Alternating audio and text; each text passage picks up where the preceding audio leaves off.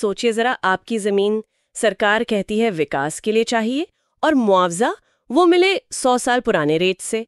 ये भी नहीं सोचा जाता कि आप रहेंगे कहाँ, कमाएंगे क्या। हाँ, ये डर नहीं हकीकत थी। अंग्रेजों का बनाया 1894 का कानून ऐसा ही था। लेकिन फिर आया साल 2013 और एक कोशिश हुई चीजें बदलने की। आज हम बात कर रहे हैं भारत के एक बहुत ही अहम कानून की, भूमि अर्जन, पुनर्वासन और पुनर्व्यवस्थापन में उचित प्रतिकर और पारदर्शिता का अधिकार अधिनियम 2013, जिसे हम आमतौर पर LARR एक्ट 2013 या नया भूमि अधिग्रहण कानून भी कहते हैं। हाँ, और हमारे पास इस पर काफी कुछ है देखने को। कानून के हिस्से हैं, इसका पूरा इतिहास है, एनालिसिस है, और अरे हाँ, झारखंड जैसे राज्य ने इसे कैसे लागू किया उसके नियम भी हैं। तो आज हम क्या करने वाले हैं? हम समझेंगे कि ये कानून बना कैसे, इसमें खास क्या है, जमीन पर इसका असर क्या हुआ, क्या इसमें कमियां रही और आगे क्या हो सकता है। बिल्कुल, मतलब एक पूरी तस्वीर खींचने की कोशिश करेंगे कि भारत में जमीन अधिग्रहण का मामला किस दिशा में गया है। तो चलिए शुरू करते हैं एकदम शुरुआत से। ये 1894 वाला कानून, इसमें आखिर इतनी बड़ी दिक्कत क्या थी? अंग्रेजों ने बनाया था अपनी जरूरत के लिए शायद। हाँ बिल्कुल, वो दौर था रेलवे लाइनें बिछाने का, नहरें खोदने का, तो सरकार को जमीन चाहिए थी। इस कानून में सरकार का अधिकार सबसे ऊपर था, एमिनेंट डोमेन जिसे कहते हैं। मतलब सरकार चाहे तो ले सकती है। हाँ, और जमीन मालिक की मर्जी या जरूरत की कोई खास परवाह नहीं थी। मुआवजा बाजार भाव से बहुत कम, और पुनर्वास यानी जिनकी जमीन गई उन्हें कहीं और बसाने का तो ख्याल ही नहीं था। और आजादी के बाद भी यही चलता रहा दशकों तक। यही सबसे बड़ी आलोचना थी। किसान, आदिवासी, गांव के लोग, उनकी जमीन चली जाती थी और न ढंग का मुआवजा मिलता था, न कोई मदद। और एक बड़ी समस्या थी सार्वजनिक उद्देश्य की परिभाषा, मतलब पब्लिक पर्पस। ये इतना लचीला था कि कई बार आरोप लगे कि निजी कंपनियों के फायदे के लिए भी जमीन ली जा रही है। अच्छा। मुआवजे की दरें पुरानी, महंगाई का कोई हिसाब नहीं, रोजी रोटी छीनने का कोई हिसाब नहीं, और सबसे बड़ी बात, जिनकी जमीन जा रही है उनसे पूछा तक नहीं जाता था, कोई सलाह मशवरा नहीं। शायद इसीलिए फिर वो बड़े बड़े आंदोलन हुए। सिंगूर, नंदीग्राम, वो नाम तो बहुत सुने थे। बिल्कुल, सिंगूर पश्चिम बंगाल में 2006 से 8 तक, फिर नंदीग्राम 2007 में। इन विरोध प्रदर्शनों ने पूरे देश का ध्यान खींचा, दिखा दिया कि जमीन का मुद्दा कितना संवेदनशील है। सही कहा। तो इन आंदोलनों, कोर्ट के दखल और सिविल सोसाइटी के लगातार दबाव ने सरकार पर जोर डाला कि भाई अब ये पुराना कानून नहीं चलेगा, एक नया ज्यादा ठीक-ठाक कानून लाओ। इसमें NAC मतलब राष्ट्रीय सलाहकार परिषद, उनका भी रोल था शायद। हाँ, NAC ने भी एक ज्यादा न्यायसंगत कानून की वकालत की थी। तो ये नया कानून बनना आसान नहीं रहा होगा, काफी खींचतान हुई होगी। अरे बहुत। 2007 से लेकर 2013 तक लगभग 6 साल लग गए। कितने ही ड्राफ्ट्स बने, बहसें हुई। दूसरी तरफ जमीन मालिक, किसान, आदिवासी, उनके अधिकार, उनकी जिंदगी। तो पब्लिक पर्पस को सही से परिभाषित करना, मुआवजा ठीक करना, और सबसे जरूरी पुनर्वास की गारंटी देना। हाँ, ये सब बड़ी चुनौतियां थी। और फिर आखिरकार अगस्त-सितंबर 2013 में ये पास हुआ। हाँ, संसद से पास होकर 1 जनवरी 2014 से ये लार एक्ट लागू हो गया। इसके पीछे कई ताकतें थीं, सामाजिक आंदोलन थे, अर्थव्यवस्था की जरूरतें थी, और कुछ हद तक दुनिया भर में जो मानक बन रहे थे वो भी थे। चलिए अब इस नए कानून लार एक्ट 2013 को थोड़ा खोल कर देखते हैं। इसके मतलब मोटे-मोटे लक्ष्य क्या थे, क्या बदलना चाहा इसने? देखिए, इसके 5 मेन फोकस पॉइंट थे। पहला, उचित मुआवजा। सिर्फ मुआवजा नहीं, उचित मतलब बाजार भाव से काफी ज्यादा। ठीक है। दूसरा, पारदर्शिता, पूरी प्रक्रिया एकदम खुली हो। इसके लिए सोशल इम्पैक्ट असेसमेंट यानी SIA और लोगों की राय लेना जरूरी किया गया। पारदर्शिता जरूरी है। तीसरा, अनिवार्य पुनर्वास और पुनर्व्यवस्थापन, जिसे RNR कहते हैं, मतलब जिनकी जमीन जाए उन्हें ठीक से बसाने की जिम्मेदारी सरकार की, सिर्फ पैसा देकर पल्ला नहीं झाड़ सकते। अच्छा। चौथा, लोगों की भागीदारी, जिनकी जमीन जा रही है उन परिवारों की सहमति लेना, और गांव की जमीन है तो ग्राम सभा से पूछना। ये सहमति वाला पॉइंट तो बहुत बड़ा था। हाँ बिल्कुल। और पांचवा, विकास और सामाजिक न्याय में बैलेंस, मतलब विकास रुके भी नहीं लेकिन उसका बोझ सिर्फ गरीबों पर न पड़े। सुनने में तो ये पांचों बातें बहुत मजबूत लगती हैं। अब इनको असलियत में लाने के लिए कानून में क्या खास इंतजाम किए गए, यहीं से चीजें और साफ होंगी। हाँ, कई खास बातें हैं। सबसे पहले ये सामाजिक प्रभाव आकलन यानी SIA, धारा 4(9). SIA ये क्या है? Social impact assessment. मतलब कोई भी बड़ा प्रोजेक्ट शुरू करने से पहले एक स्वतंत्र एजेंसी ये देखेगी किसका समाज पर क्या असर पड़ेगा, पर्यावरण पर क्या असर पड़ेगा, कितने लोग हटेंगे, क्या ये जमीन लेना वाकई जरूरी है। अच्छा, मतलब पहले असर देखो फिर आगे बढ़ो। हाँ। और इसमें लोगों की सुनवाई होगी, ग्राम सभा से पूछा जाएगा, फिर एक एक्सपर्ट ग्रुप उसको देखेगा। सिर्फ बहुत इमरजेंसी वाले मामले जैसे देश की रक्षा या कोई आपदा, उसमें शायद छूट मिल सकती है। ये तो वाकई बड़ा बदलाव है। पहले तो शायद ये सब नहीं होता था। नहीं, पहले बस सरकार तय करती थी, अब समाज पर असर देखना जरूरी है। और वो सहमति वाली बात, उसका क्या प्रावधान है? वो तो बहुत सुना था। हाँ, वो धारा 2(2) में है। ये भी एक क्रांतिकारी कदम था। अगर प्रोजेक्ट सरकार और प्राइवेट कंपनी मिलकर कर रहे हैं, यानी PPP मॉडल पर, तो कम से कम 70% प्रभावित परिवारों की हाँ होनी चाहिए। 70%? और अगर प्रोजेक्ट पूरी तरह से किसी निजी कंपनी का है, तो 80% प्रभावित परिवारों की सहमति जरूरी है अधिग्रहण से पहले। और आदिवासी इलाकों के लिए कुछ खास? हाँ, अनुसूचित क्षेत्र यानी जो आदिवासी इलाके हैं, वहां प्रभावित परिवारों की सहमति तो चाहिए ही, साथ में ग्राम सभा की मंजूरी भी अनिवार्य है। ये पेसा कानून के तहत है। ठीक है, अब आते हैं सबसे अहम चीज पर, मुआवजा। धारा 26(30। पैसा कितना मिलेगा? यहाँ क्या बदला? यहाँ बहुत बड़ा बदलाव आया है। गांव के इलाकों में जमीन का जो बाजार मूल्य होगा। बाजार मूल्य मतलब? Circle rate. या तो सर्कल रेट या पिछले 3 साल में जो आसपास जमीन बिकी है उसका औसत रेट। इन दोनों में से जो भी ज्यादा हो वो बाजार मूल्य माना जाएगा। ओके, तो ग्रामीण इलाके में इस बाजार मूल्य का 4 गुना तक मुआवजा मिलेगा। 4 गुना? ये तो बहुत ज्यादा है पुराने कानून के हिसाब से। हाँ, जमीन आसमान का फर्क है। और शहरी इलाकों में ये बाजार मूल्य का 2 गुना तक है। 2 गुना शहरी में। लेकिन कहानी यही खत्म नहीं होती। इस मुआवजे के ऊपर 100% सोलेशियम और जोड़ा जाएगा। सोलेशियम, ये क्या बला है? सोलेशियम मतलब एक तरह का अतिरिक्त मुआवजा। ये इसलिए दिया जाता है क्योंकि जमीन आपकी मर्जी से नहीं ली जा रही, अनिवार्य रूप से ली जा रही है, एक तरह से असुविधा के लिए। अच्छा। तो मतलब गांव में बाजार रेट का 4 गुना प्लस 100% सोलेशियम। और शहर में 2 गुना प्लस 100% सोलेशियम। इसके अलावा जमीन पर अगर कोई पेड़ है, मकान है, कुआं है, उसका पैसा अलग से। और अगर किसी की दुकान या कारोबार बंद हो रहा है तो उसकी आजीविका के नुकसान का मुआवजा भी अलग से। बाप रे, ये तो काफी कॉम्प्रिहेंसिव लग रहा है। मतलब सिर्फ जमीन नहीं, पूरा नुकसान कवर करने की कोशिश है। और ये पैसा मिलेगा कब तक? कानून कहता है कि अवार्ड यानी मुआवजे की रकम तय होने के 3 महीने के अंदर भुगतान करना होगा। और अगर देर हुई तो 12% सालाना का ब्याज भी देना पड़ेगा। ठीक है, पैसा मिल गया, लेकिन जिनका घर ही चला गया, जिनका रोजगार ही छिन गया, उनका क्या?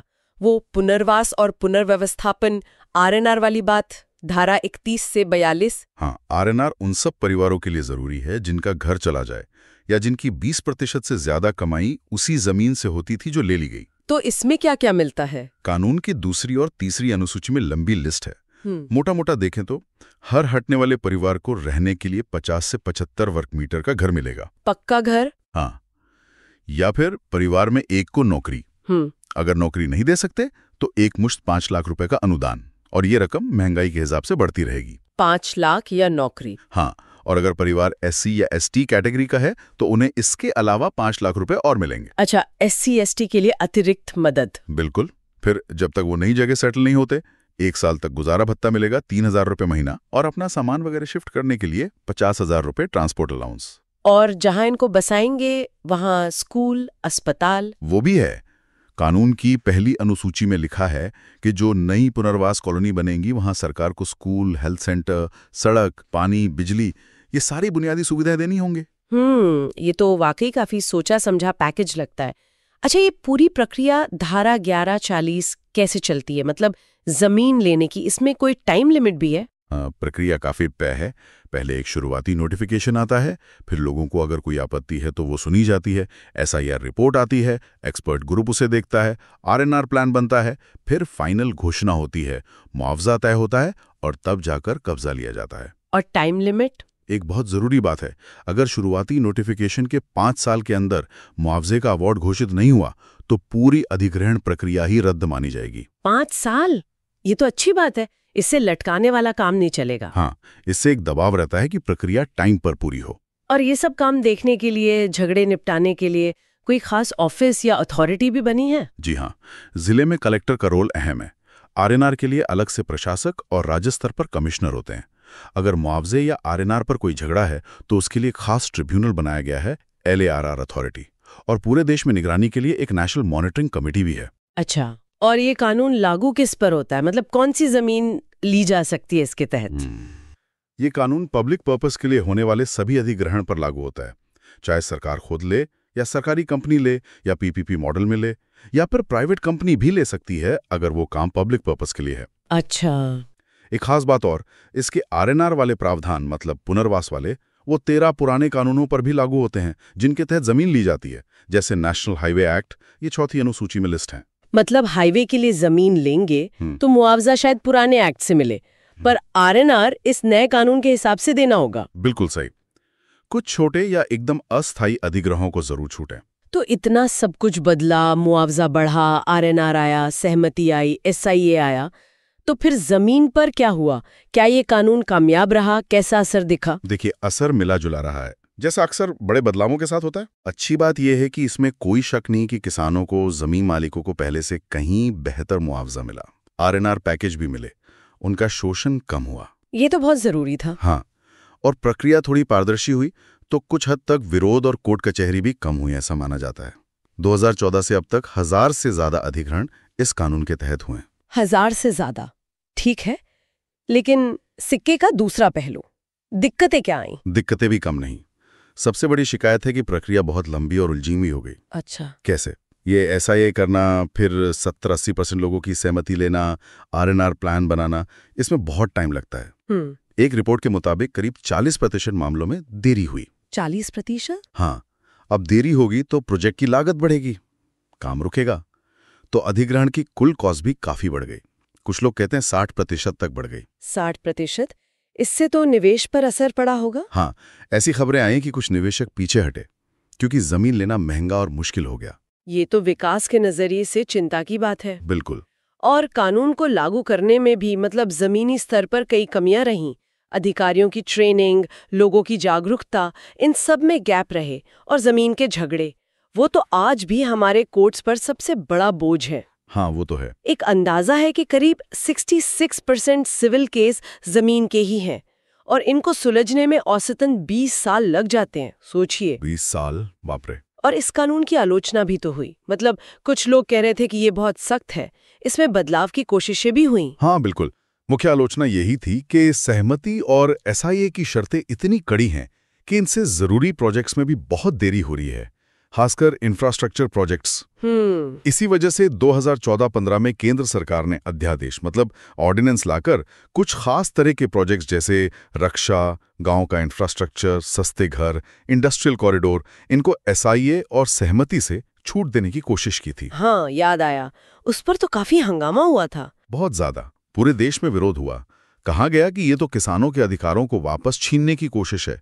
राजनीतिक सहमति नहीं बन पाई और वो अध्यादेश संसद से पास नहीं हो पाए, आखिरकार खत्म हो गए। तो केंद्र की कोशिश तो कामयाब नहीं हुई, लेकिन मैंने सुना है कि कई राज्यों ने अपने लेवल पर कुछ बदलाव कर लिए हैं। हाँ, ये एक पेचीदा मामला है। देखिए, संविधान में भूमि जो है वो राज्य का विषय है। अच्छा। तो राज्यों को अधिकार है कि वो केंद्रीय कानून के दायरे में रहते हुए अपने नियम बना सकते हैं या कुछ हद तक बदलाव भी कर सकते हैं। गुजरात, महाराष्ट्र, आंध्र प्रदेश, तमिलनाडु, हरियाणा, कई राज्यों ने ऐसा किया है। क्या बदलाव किए हैं उन्होंने? कुछ राज्यों ने कुछ खास तरह के प्रोजेक्ट्स के लिए SIA या सहमति की शर्तों को या तो हटा दिया है या उन्हें ढीला कर दिया है। कुछ ने मुआवजा तय करने के लिए समझौते का रास्ता सेक्शन 23A जोड़ा है। कुछ ने पुराने अटके हुए मामलों के रद्द होने की शर्तों सेक्शन 24(2) को बदला है। तो इन राज्य के बदलावों का क्या हुआ? क्या इन्हें कोर्ट में चुनौती दी गई? हाँ, दी गई है। कई सामाजिक कार्यकर्ताओं और संगठनों ने, जैसे 2018 में मेधा पाटकर जी ने सुप्रीम कोर्ट में याचिका दायर करके इन राज्य संशोधनों को चुनौती दी है। उनका कहना है कि ये केंद्रीय कानून की मूल भावना के खिलाफ हैं और लोगों के अधिकार कम करते हैं। यहां हम बस ये बता रहे हैं कि ये मुद्दे उठे हैं, हम किसी का पक्ष नहीं ले रहे। इसके अलावा शिकायतें दूर करने का सिस्टम कमजोर है, ये भी एक आलोचना है। और छोटे उद्योगों पर बड़ी लागत का असर पड़ा है। ये केंद्र राज्य वाला एंगल भी दिलचस्प है। आपने कहा राज्यों ने अपने नियम बनाए। हमारे पास झारखंड का उदाहरण है। जरा बताएं कि झारखंड ने जमीनी स्तर पर इसे कैसे लागू किया, क्या खास है उनके नियमों में? हाँ, झारखंड ने 2015 में अपने नियम बनाए थे लार एक्ट को लागू करने के लिए। ये काफ़ी डिटेल में है और केंद्रीय कानून के हिसाब से ही है, पर राज्य की ज़रूरत के मुताबिक। जैसे SIA कैसे होगा, उसकी पूरी प्रक्रिया लिखी है। पब्लिक हियरिंग कैसे होगी, एक्सपर्ट ग्रुप क्या करेगा, सब कुछ। सहमति कैसे ली जाएगी, उसका भी तरीका बताया है। और क्योंकि झारखंड में आदिवासी आबादी काफ़ी है, तो अनुसूचित क्षेत्रों में ग्राम सभा की सहमति पर खास जोर दिया गया है। और पैसे वैसे का RNR का क्या इंतजाम है? एक ज़रूरी नियम यह है कि जिस डिपार्टमेंट या कंपनी को ज़मीन चाहिए, उसे अधिग्रहण और RNR का पूरा अंदाजन खर्चा एडवांस में जमा कराना होगा, तभी फाइनल नोटिफिकेशन निकलेगा। अच्छा, पहले पैसा जमा करो। हाँ, और RNR प्लान कैसे बनेगा, कौन कौन प्रभावित माना जाएगा, किसको क्या मिलेगा, ये सब डिटेल में है। SC/ST परिवारों के लिए अलग से डेवलपमेंट प्लान बनाने की भी बात है। पारदर्शिता और जमीन के इस्तेमाल को लेके? हाँ, पारदर्शिता पर जोर है। सारे कागजात हिंदी में वेबसाइट पर और लोकल ऑफिस में रखने होंगे। खेती की जमीन लेने पर कुछ लिमिट लगाई है। राज्य की कुल सिंचित जमीन का 2% से ज्यादा नहीं ले सकते और कुल खेती लायक जमीन का 25% से ज्यादा नहीं। ये तो जरूरी रोक है। और एक और अहम बात, अगर जमीन ली और 5 साल तक उस पर कुछ नहीं किया, तो वो जमीन वापस राज्य के लैंड बैंक में चली जाएगी। ताकि जमीन बेकार न पड़ी रहे। बिल्कुल। तो ये सब देखते हुए कानून की बातें, उसका असर, राज्यों के नियम, अब 2025 के करीब हम आ रहे हैं, तो एक्सपर्ट्स क्या कह रहे हैं? आगे क्या होना चाहिए, क्या सुझाव हैं? कई सुझाव आ रहे हैं। एक बड़ा फोकस है टेक्नोलॉजी के इस्तेमाल पर। टेक्नोलॉजी कैसे? जैसे जमीन के रिकॉर्ड पूरी तरह डिजिटल हों। स्वामित्व योजना चल रही है, गांव में ड्रोन से मैपिंग की, उसको तेजी से पूरा किया जाए। आधार से लिंक करके वेरिफिकेशन हो। कुछ लोग तो ब्लॉकचेन टेक्नोलॉजी की भी बात कर रहे हैं, ताकि धोखाधड़ी रुके और झगड़े कम हो, क्योंकि जैसा हमने कहा, झगड़े निपटाने में 20-20 साल लग जाते हैं। हाँ, टेक्नोलॉजी से तेजी और पारदर्शिता आ सकती है। और सिस्टम के लेवल पर सुझाव है कि राज्यों में जमीन से जुड़े सारे काम, अलॉटमेंट, लैंड यूज बदलना, जोनिंग, इसके लिए एक ही जगह हो, सिंगल विंडो सिस्टम। झगड़ों के लिए स्पेशल फास्ट ट्रैक कोर्ट बने, जहां अपील के मौके कम हो, ताकि जल्दी फैसला हो। और कोई नए मॉडल? हाँ, कुछ एक्सपर्ट्स जापान या गुजरात के लैंड पूलिंग मॉडल की बात करते हैं। इसमें सरकार जमीन लेती नहीं, बल्कि मालिक लोग अपनी जमीन एक पूल में डालते हैं, फिर उस पर विकास होता है और विकसित जमीन का हिस्सा उन्हें वापस मिलता है। वो प्रोजेक्ट में हिस्सेदार बन जाते हैं। अच्छा, ये अलग तरीका है। और कानून के लेवल पर कुछ बदलने की बात हो रही है? कहा जा रहा है कि अब 2013 के कानून को एक बार फिर से देखने की जरूरत है। क्या वो आज की ज़रूरतें, जैसे लैंड कंसोलिडेशन यानी छोटे छोटे बिखरे खेतों को मिलाने की ज़रूरत, पूरी करता है? टैक्स में कुछ छूट देने की बात भी है। एक अनुमान है कि अगर सुधारों तो खेती की ज़मीन की बिक्री 12% तक बढ़ सकती है। लेकिन सबसे ज़रूरी बात जो सब कह रहे हैं वो है कि जिनकी ज़मीन ली जा रही है, जो प्रभावित हो रहे हैं, उन्हें सिर्फ मुआवजा पाने वाले की तरह नहीं, बल्कि पूरी प्रक्रिया में एक भागीदार की तरह शामिल किया जाए, प्लानिंग से लेकर अमल करने तक। सही बात है। मुआवजा असल बाजार भाव पर हो, न कि सिर्फ सरकारी रेट पर। और डेटा का इस्तेमाल करके ये देखा जाए कि कहीं विकास का बोझ किसी एक तबके पर ज्यादा तो नहीं पड़ रहा। तो हमने देखा कि कैसे भारत जमीन अधिग्रहण के मामले में 1894 के कानून से, जो काफी हद तक एक तरफा था, 2013 के लार एक्ट तक आया, जो अधिकारों पर ज्यादा जोर देता है। हमने इसकी अच्छी बातें, इसकी चुनौतियां और आगे क्या हो सकता है, इस पर गौर किया। हाँ, और निचोड़ यही है कि ये पूरा मामला एक बहुत ही नाजुक बैलेंस बनाने का है। एक तरफ देश को विकास चाहिए, इंफ्रास्ट्रक्चर चाहिए, दूसरी तरफ लोगों के अधिकार हैं, उनकी जमीन है, उनकी जिंदगी है। ये कानून उसी बैलेंस को साधने की एक कोशिश है, पर चुनौतियां अभी भी हैं। बिल्कुल, कागज पर कानून अच्छा हो सकता है, पर असली परीक्षा तो जमीन पर होती है। उसे सही ढंग से लागू करने में, राज्यों में एक जैसा अमल करने में अभी भी काफी काम बाकी है। इस पूरी बातचीत के बाद ना मेरे मन में एक सवाल घूम रहा है। इतनी सारी कानूनी बातें हैं, राज्यों के अपने अपने नियम हैं, इतनी जटिलता है, तो भारत ये पक्का कैसे कर सकता है कि विकास की कीमत हमेशा सबसे गरीब, सबसे कमजोर तबका ही ना चुकाता रहे? क्या सिर्फ कानून बना देना काफी है, या जमीनी हकीकत में लोगों को इंसाफ मिले, इसके लिए हमें शायद कानून से भी आगे जाकर कुछ और सोचना होगा? ये बहुत बड़ा और जरूरी सवाल है। शायद इस पर हम सबको सोचने की जरूरत है।